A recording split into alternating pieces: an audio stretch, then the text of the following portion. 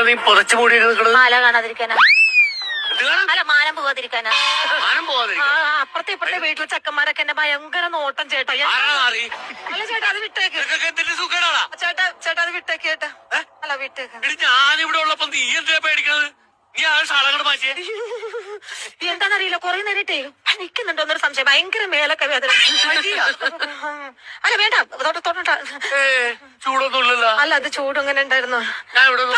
പണിയാവും. അല്ല, അത് കഴുത്ത് തൊട്ട ചേട്ട പനി പകരം.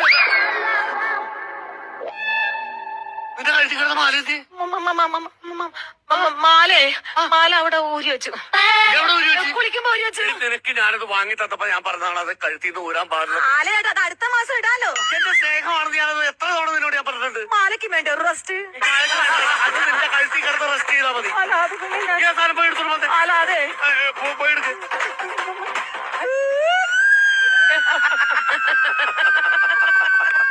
നിന്നോട് ഓരിയിടാനല്ല മാലയിടാനാണ്. മാല മാല എവിടെയാടി?